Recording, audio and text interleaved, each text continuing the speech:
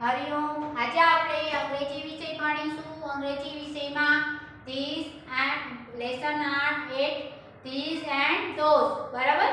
તો તેમાં આપણે આગલા ક્લાસમાં આપણે અંગ્રેજી વાક્યોનું ગુજરાતી ભાષાંતરનો અભ્યાસ કર્યો.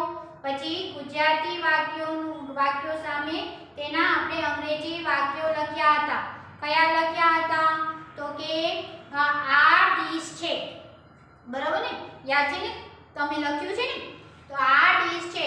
તો અહીંયા આપણે કાઉન્સમાં લખ્યું હતું એકવચન વાક્ય. તો તેનું આપણે અંગ્રેજી વાક્ય શું લખ્યું હતું? તો કે ધીસ ઇઝ અ ડીશ. બરાબર. અને પેલા કૂતરા છે. તેમાં આપણે કાઉન્સમાં લખ્યું હતું બહુવચન વાક્ય. તો તેમાં તમે શું લખ્યું? તો તેમાં તમે એમ લખ્યું છે ને કે those are dogs. બરાબર. તો આપણે આજે પણ ગુજરાતી વાક્ય સામે તેના અંગ્રેજી વાક્યો લખો તેનો અભ્યાસ કરીશું. તો લખો. તમારે સૂચના લખવાની નથી. બરાબર.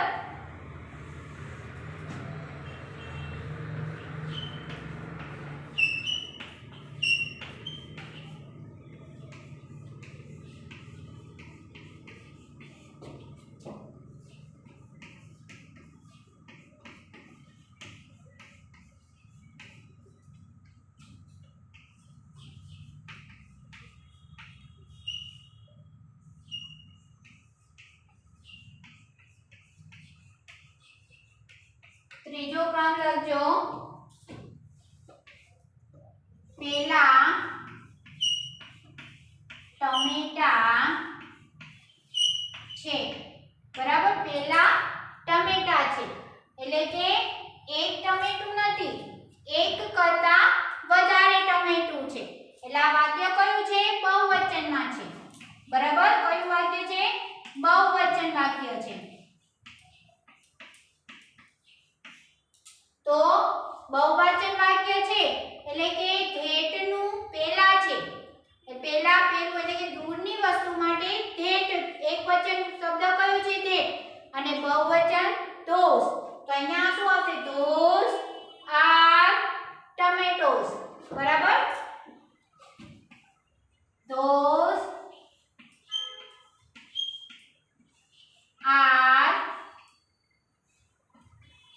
tomatoes.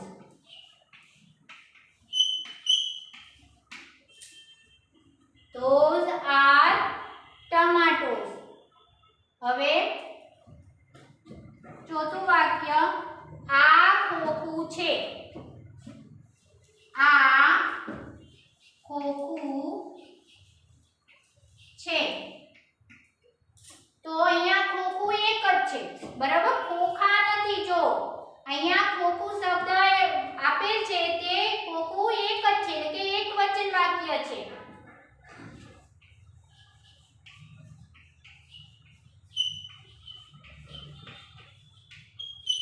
હવે આ જે વાક્ય છે ગુજરાતી તેનું અંગ્રેજી વાક્ય લખવું હોય તો આનું શું થશે? ધીસ, પછી છેનું ઇઝ, પછી એકવચન છે એટલે આર્ટિકલ એ મુકાશે અને ખોખું એટલે બોક્સ એટલે કે ધીસ ઇઝ અ બોક્સ.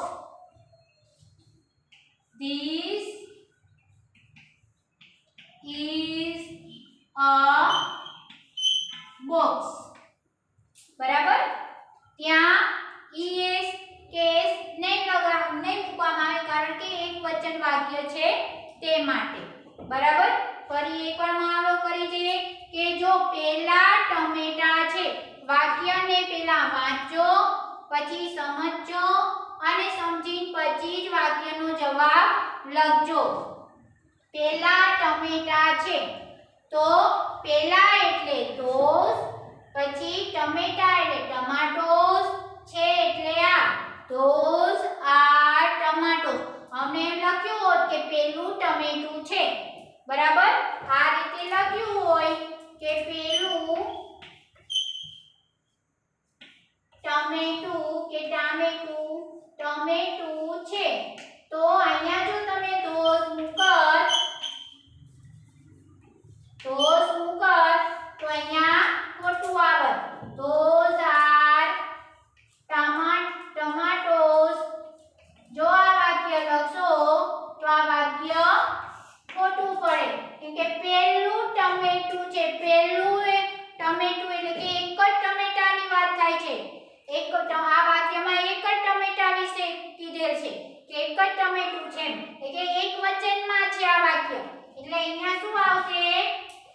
જવાબમાં તો કે that is a tomato. That is a tomato. બરાબર.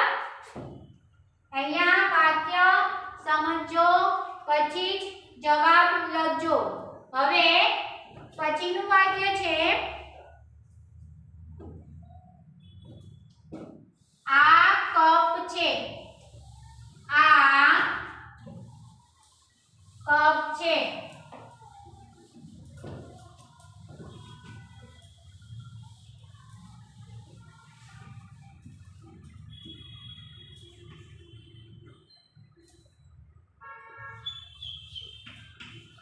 આ કપ છે. બરાબર. પણ આ કપ એટલે શું થાય? તો કે કપ એટલે કે આપણે જેમાં ચા અથવા કોફી અથવા દૂધ પીએ છીએ તે પ્યાલા અથવા ગ્લાસ. બરાબર. કપનો અર્થ શું છે? તો કે જેમાં આપણે ચા કોફી કે દૂધ પીએ છીએ તે પ્યાલો અથવા ગ્લાસ. તો અહીંયા એમ લખ્યું હોત કે આ ચા કોફી પીવાનો પ્યાલા છે તો શું કરશો? તો અહીંયા પ્યાલા કીધું છે એટલે કે એક કરતા વધારે છે એટલે ધીસ આવે અને આ ચા કોફી પીવાનો ગ્લાસ અથવા પ્યાલો છે. તો જો અહીંયા હું આ વાક્યને આ રીતે લખું કે આ ચા કોફી પીવાનો પ્યાલો અથવા ગ્લાસ છે. તો આ વાક્ય આ રીતે આવ્યું. તો આ વાક્ય તમારે લખવાનું છે તમારી નોટબુકમાં, કેમ કે વર્કશીટમાં પૂછાઈ જાય અથવા પેપરમાં પૂછાય આ રીતે. તો આ ચા કોફી પીવાનો પ્યાલો અથવા ગ્લાસ છે એટલે ચા કોફી પીવાનો પ્યાલો અથવા ગ્લાસ એટલે કપ. શું થાય? CUP cup. CUP કપ આપણે કપ એટલે કપ લખીએ છીએ ને, પણ આ રીતે પણ થાય ચા કોફી પીવાનો પ્યાલો અથવા ગ્લાસ. બરાબર. બીજી રીતે શું લખાય કે કપ એટલે ચા કોફી પીવાનો પ્યાલો અથવા ગ્લાસ. તો આ રીતે હોય કે આ ચા કોફી પીવાનો પ્યાલો અથવા ગ્લાસ છે.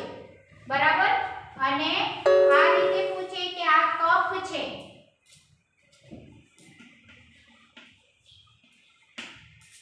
તો આ કપ છે તો આપણે અહીંયા એકવચન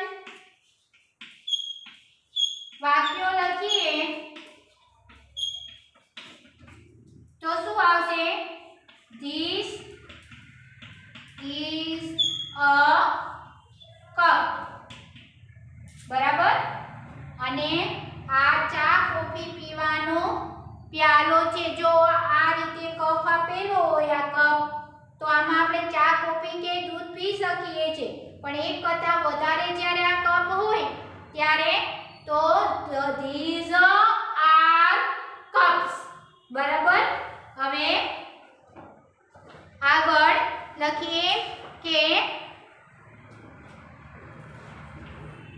આ બટાકું છે.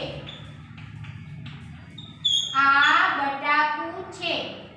તો અહીંયા જો એક જ બટાકાની વાત થાય છે એટલે અહીંયા શું લખીશું? આ એકવચન વાક્ય છે. કયું વાક્ય છે? એકવચન વાક્ય.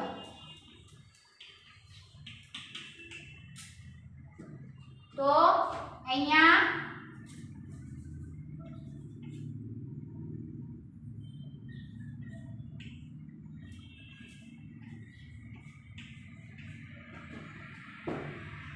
This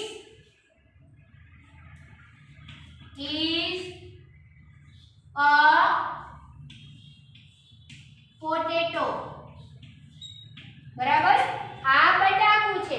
હમણાં એમ લખ્યું હતું અહીંયા કે આ બટાકા છે. તો જો વાક્યમાં એમ લખ્યું હોત કે આ બટાકા છે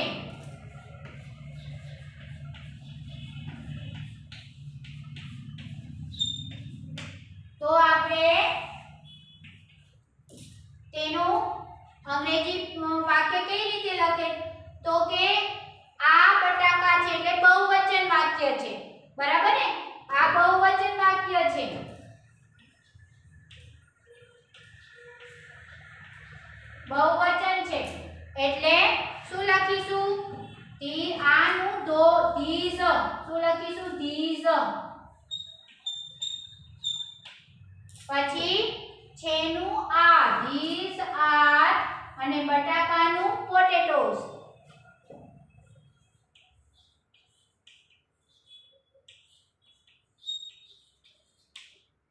બરાબર, ધીઝ આર પોટેટોસ. હવે તમને પ્રશ્ન એમ પૂછ્યો છે કે નીચે આપેલ પ્રશ્નોના ઉત્તર એક બે શબ્દમાં લખો. બરાબર, હવે એમાં આપ્યું છે કે આ બટાકું છે, આ બટાકું છે, તેનો અંગ્રેજી વાક્ય બહુવચન, તેનું અંગ્રેજી બહુવચન વાક્ય લખો. તો શું આવે? These are potatoes. શું આવશે? These are potatoes. બરાબર, તો આપણે એમ જે આ વાક્ય લખ્યા એવું નથી કે કપ એટલે કપ જ વર્કશીટમાં કે પેપરમાં પૂછાય, બટાકો એટલે બટાકો, કોઈ પણ શબ્દ પૂછી શકાય. બરાબર, અને તમારે સમજીને જવાબ લખવાનો છે. હોને, હવે આપણે નીચે આપેલ જે પ્રશ્નો છે તેના એક બે શબ્દમાં જવાબ લખો, તેનો અભ્યાસ કરીશું.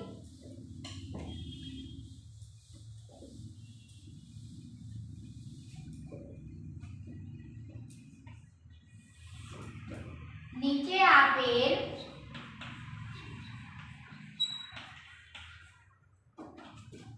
પ્રશ્નોના જવાબ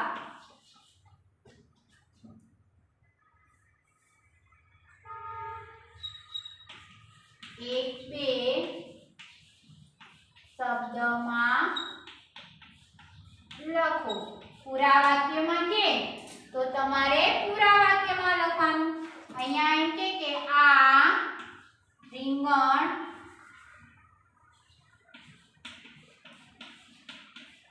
છે. બરાબર, વાક્યનું અંગ્રેજી બહુવચન વાક્ય લખો. અંગ્રેજી બહુવચન વાક્ય લખો. હવે આ રીંગણ છે, વાક્યનું અંગ્રેજી બહુવચન વાક્ય લખો. તો ધીઝ, જવાબમાં શું લખશો? These are brinjals. બરાબર, તેનો જવાબ શું આવશે? ધીઝ આર બ્રિંજલ્સ, એટલે કે આ રીંગણો છે. હવે those are boats.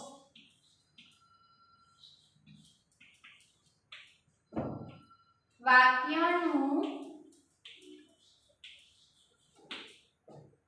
ગુજરાતી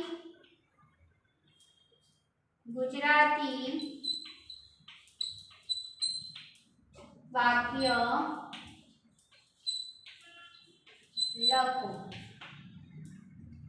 તો શું આવશે? પેલી હોડી છે, હોડીઓ છે, પેલી હોડીઓ છે કે પેલી નાવડીઓ છે. બરાબર, એમે લખાય, હોડી લખાય, પેલી હોડી છે.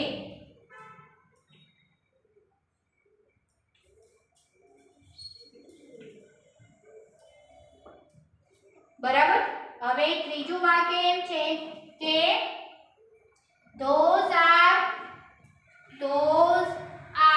cards. બરાબર, તો તેનું તમારે એકવચન વાક્ય ગુજરાતીમાં લખવાનું છે.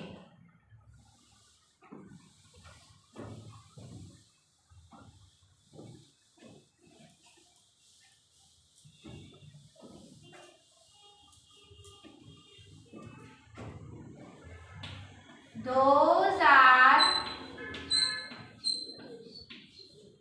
cards.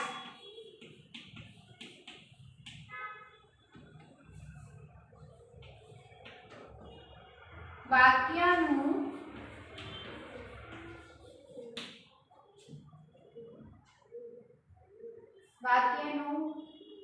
ગુજરાતી એકવચન વાક્ય લખો. ગુજરાતી એકવચન વાક્ય લખવાનું છે, બરાબર. તો અહીંયા છે those are kites. વાક્યનું ગુજરાતી એકવચન વાક્ય લખો. તો આનું શું થાય? પેલા પતંગો છે.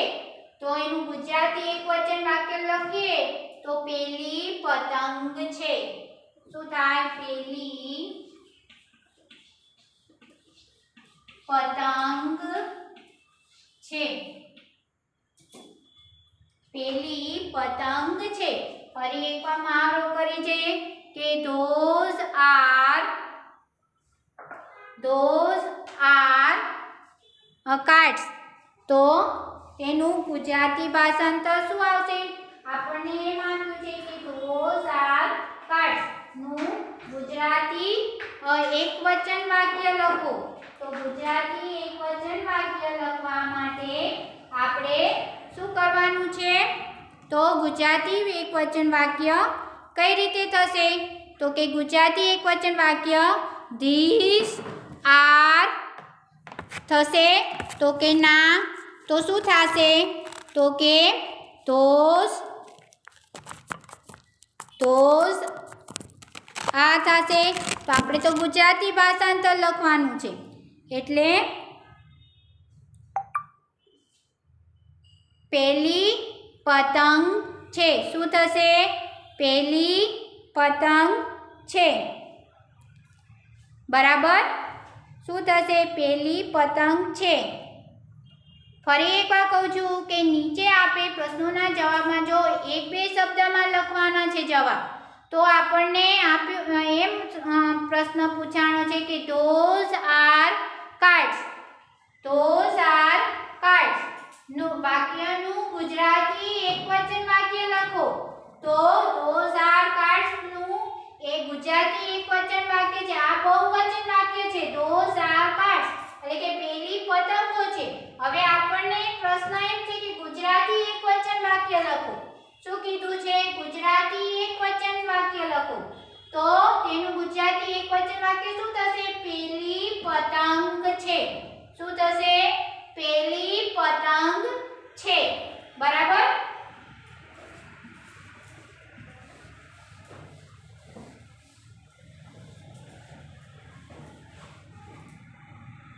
હવે છે this is an orange. This is an orange. તો આ વાક્યનું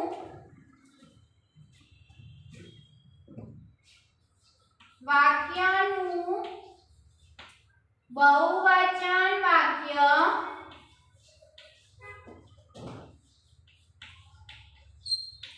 લખો. This is an orange વાક્યનું બહુવચન વાક્ય લખો.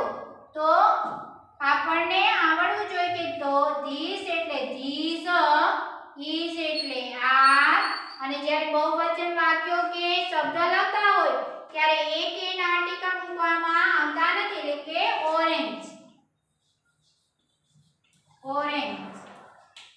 બરાબર.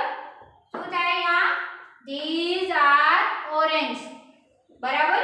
હવે આપણે આ એક બે શબ્દમાં તો આપણે તેનો અભ્યાસ કર્યો અને તમને સમજાઈ પણ ગયું હશે. આપણે ફરી એકવાર જે પાઠ 8 માં હીકરી ડીકરી ડક કાવ્ય આવે છે તે કવિતા અને તેના ઉચ્ચાર લખીશું, બરાબર. ના લખ્યા હોય તો લખજો તમે.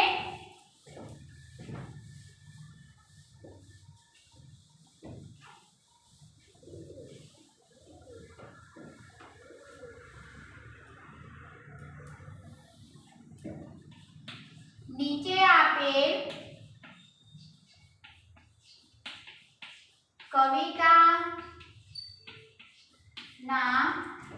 કવિતા અને તેના ઉચ્ચાર લખો.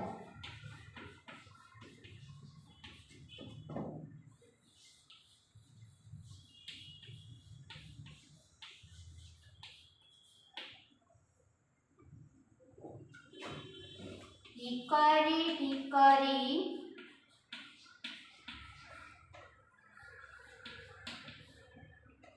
ટીકરી ટીકરી duck.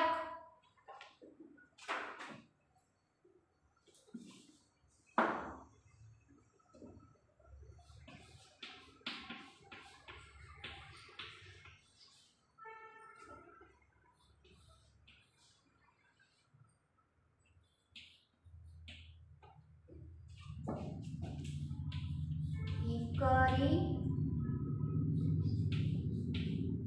ટીકરી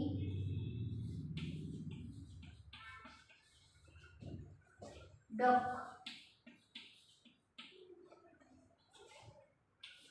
The mouse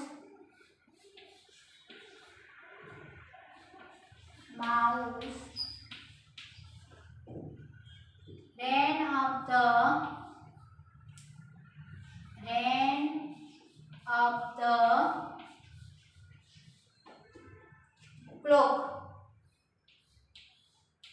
clock. The mouse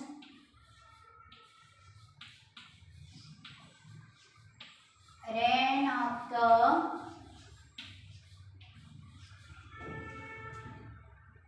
clock.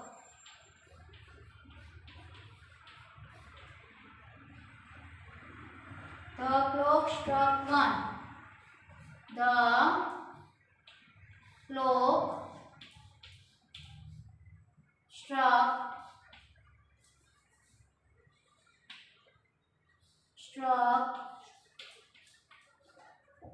one.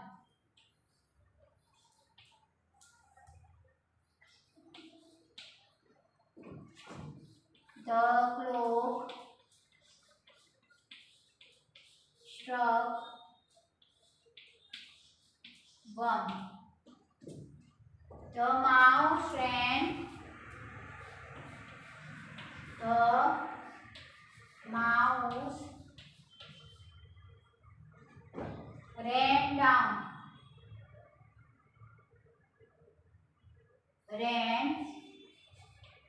down.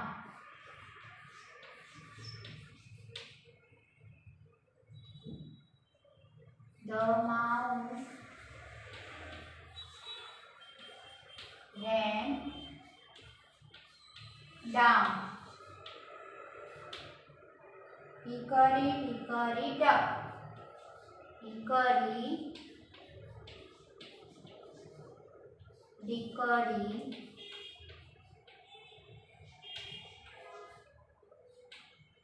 duck.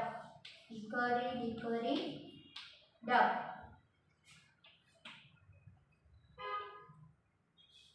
Hickory dickory duck. बराबर. फरी एक बार आपणे मारो परिचय. Hickory dickory duck. The mouse ran up the clock. The mouse ran up the clock. The clock struck one.